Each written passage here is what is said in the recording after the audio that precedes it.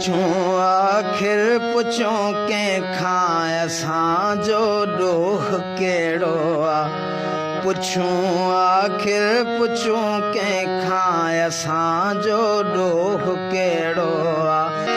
अज़ल खां अमुन जा हामी ॿुधायो का ॾिठो खामी। ख़ता तन खे त सम्झायो हथनि सां मुल्क जन जोड़ियो। हशर छो गैर जहिड़ो आहे असांजो ॾोह कहिड़ो आहे। पुलिस ऐं कुझु ताक़तवर माण्हू सहाफ़ियुनि खे हिसाइण लाइ उन ते दहशतगर्दी एक्ट ऐं इन क़िस्म जे ॿिए संगीन कानूननि जो ग़लति इस्तेमालु करनि था। बदरियती जी बुनियाद ते कूड़ा केस दाख़िल करनि था। न रुॻो एतिरो पर सहाफ़ियुनि खे पुलिस सरपरस्तीअ में अगवा कयो वञे पियो। पुछूं आखिर पुछूं कंहिंखां असांजो ॾोह कहिड़ो आहे। पुछूं आखिर पुछूं कंहिंखां असांजो ॾोह कहिड़ो आहे। जॾहिं बि कंहिंजो आवाज़ु दॿाइणो हुजे, जॾहिं बि कंहिंखे ज़लील ऐं ख़्वार करणो हुजे, कंहिंखे तंग करणो हुजे, पोइ सिंध पुलिस जो पहिरियों हरबो इहो हूंदो आहे त बाबा कलम खे जेको आहे सो कात करे वाहिणो आहे। असां बर्मी न अफ़गानी न तातारी न तुरखानी। असां धरती धणी आहियूं धणी था रहण चाहियूं। ख़ता हूंदी इहा हूंदी कंदा धरती सां प्यार आहियूं। मोहबत ते बिझेड़ो आहे असांजो ॾोह कहिड़ो आहे। असां इहो सोचियो त हिकु भेरो ॿीहर असांखे एहतिजाज जो रस्तो अख़्तियार करणु खपे। छाकाणि त असीं सिंध जा सहाफ़ी ख़ासि तौर ते जमहूरियत पसंदि आहियूं। सिंध जी मीडिया जो जमहूरियत जी बहाली जे लाइ हिकु वॾो किरदारु आहे, वॾी जदोजहद आहे। त असां फ़ैसिलो कयो त असां सिंध असेंबली जे साम्हूं धरणो हणूं।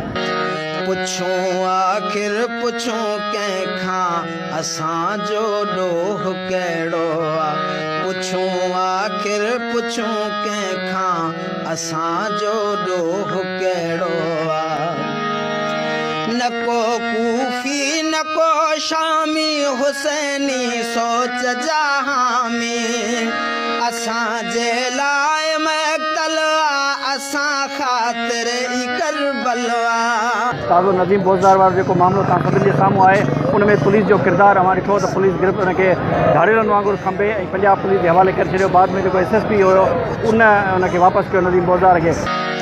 पुछूं आखिर पुछूं कंहिंखां असांजो ॾोह कहिड़ो आहे। पुछूं आखिर पुछूं कंहिंखां असांजो ॾोह कहिड़ो आहे असांजो ॾोह कहिड़ो।